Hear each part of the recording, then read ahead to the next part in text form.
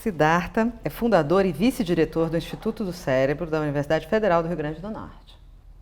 Então, primeiro eu queria começar falando um pouco do cérebro do bebê pequeno. Como é que esse cérebro nasce? Então, a gente nasce cheio de neurônios e esses neurônios têm muitas sinapses, fazem muitas conexões. Então, a gente pode pensar que o cérebro de um bebê é como se fosse um bloco de pedra que vai passar toda a vida sendo esculpido.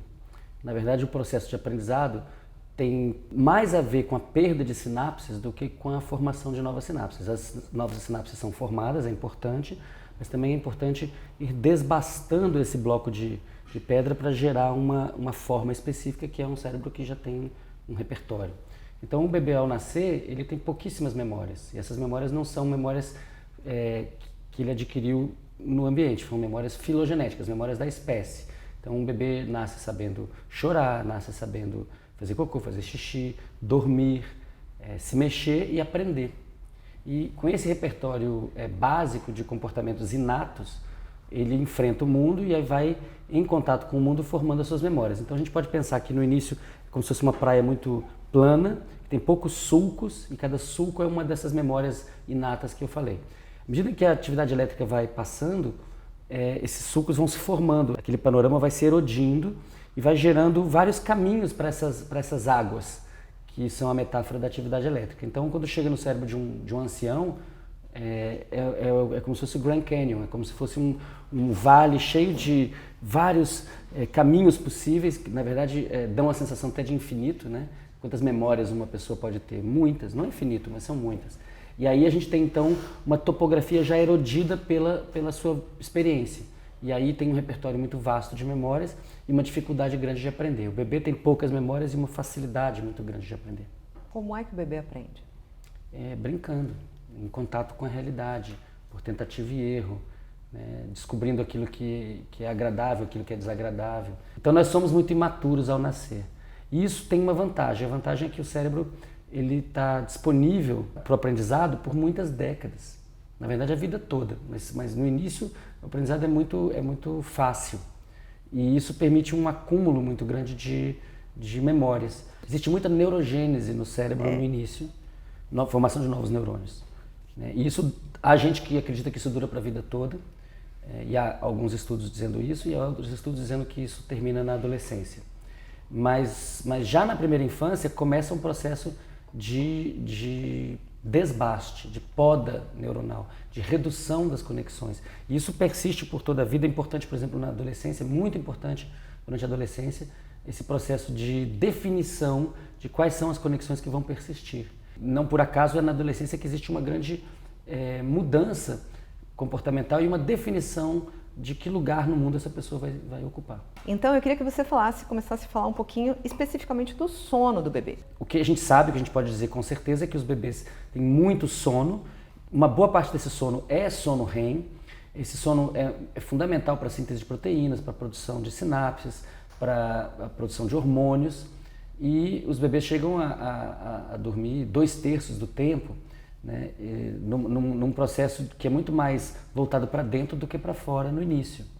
Mas isso é a construção desse bloco de pedra que depois vai em contato com o mundo sofrer o desbaste. Qual o papel do cortisol no cérebro infantil, por exemplo? Excesso de cortisol no cérebro O cortisol é um hormônio do estresse, ele é fundamental. É importante a gente entender que estresse não é bom ou ruim, a gente tem que saber quanto. Se uma pessoa não tem estresse nenhum, se não tem nenhuma adrenalina, não tem noradrenalina, não tem cortisol no sistema, ela não aprende nada. Aí, se você vai aumentando o estresse, ela começa a ficar com a capacidade de aprendizado maior e maior e maior, até um máximo ótimo, ideal, e depois, se você continuar aumentando o estresse, você vai começar a ver uma queda até zerar o aprendizado. Isso chama lei de Yerkes-Dodson, uma coisa conhecida há 100 anos. Isso vale para gente, isso vale para mosca, isso vale para abelha.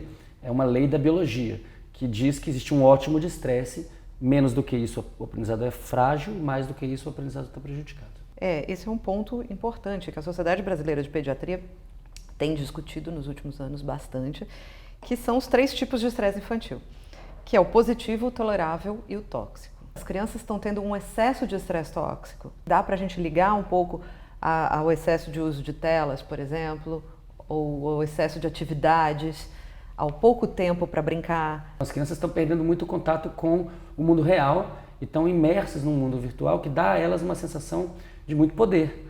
Mas esse poder não é real. Esse poder, se você pedir para a criança ir à padaria, trazer pão e leite, ela não sabe o caminho. E a gente também fica inseguro e não quer que ela faça isso porque a gente sabe que ela não vai dar conta. Então cria, na verdade, uma cultura de virtualização das interações. Você pode falar um pouco da dopamina para as crianças? A dopamina é um neurotransmissor muito importante no cérebro de todos nós, para o movimento e para a motivação do movimento. Ou seja, a dopamina configura aquilo que a gente chama de sistema de recompensa e punição do cérebro. Então, quando você busca alguma coisa desejada ou evita alguma coisa indesejada, a dopamina está envolvida nessa sinalização. E quando a gente consegue uma recompensa, a dopamina reforça os circuitos neurais que levaram à obtenção da recompensa. Então, cria um caminho preferencial para a atividade elétrica que vai fazer com que aquele comportamento seja repetido. E a gente tem liberação de dopamina com tudo que nos dá prazer. Quando a gente vai ver um jogo de futebol, o Flamengo vai ser campeão, quando a gente vai encontrar um amigo querido, quando a gente vai ver um filme bacana, que nem Bacurau, aí a gente está tendo muita liberação de dopamina. As telas oferecem isso em grande quantidade, os videogames oferecem isso em grande quantidade. A cocaína oferece isso, a cocaína mobiliza o sistema da dopamina. Então, uma pessoa que passa 8, 10 horas por dia na frente de uma tela, ela está tendo um comportamento de adição, de dependência, muito semelhante a um cocainômano. O que acontece nessa fase entre 5 e 7 anos do sono das crianças? Esse é um momento muito importante, que coincide com a alfabetização e coincide com o amadurecimento de um sistema mental de inferência da mente dos outros. O nome técnico é teoria da mente. A criança de 3 anos, ela não tem muita clareza de que a sua mente, a mente do pai, da mãe, dos irmãos, é diferente da mente dela. Então ela, por exemplo, não consegue mentir. Ela acha que aquilo que ela sabe, as outras pessoas também sabem. Quando chega em torno de 5, 6, 7 anos, ela começa a perceber que as outras pessoas têm uma mente que é semelhante à mente dela, ou seja, pode ter raiva, pode ter alegria, pode ter uma série de emoções e de processos racionais também, mas não é a mente dela. Então, o que eu sei, você não sabe. O que você sabe, eu não sei. E isso envolve, então, a base de um sistema que vai levar à empatia, ao trabalho em grupo, à cooperação, mas também à competição. Nesse período, os sonhos começam a ficar mais complexos. Os sonhos das crianças mais novas são muito simples. A gente não sabe se eles são de fato simples ou se é uma simplicidade causada pela dificuldade de expressar o conteúdo onírico. Mas entre os 5 e os 7 anos, o domínio da linguagem se estabelece, a criança aprende a ler e escrever, tipicamente, e os sonhos começam a se tornar mais complexos. Como é que a criança pequena viaja no tempo? Ela é construída, né? É um aprendizado. Né? A gente poderia dizer que a unidade natural de contagem de tempo é o ciclo dia-noite. Então isso faz todo sentido, que a criança pergunte quantas vezes eu preciso dormir para poder chegar no dia do meu aniversário ou Natal. E nesse período entre 5 e 7 anos, é um período de muita transformação, não por acaso é o período da alfabetização, e tudo isso tem a ver com o conceito de viagem no tempo e no espaço. A criança muito pequena, ela não tem uma boa ideia do seu espaço, ela não sabe se locomover e ir até a padaria, né? E ela também não tem ideia, ela não sabe o que é ontem, o que é amanhã. Ela tem uma grande dificuldade de lidar com qualquer coisa que vá além desse horizonte, desse dia, o que vai acontecer quando eu vou dormir nessa noite.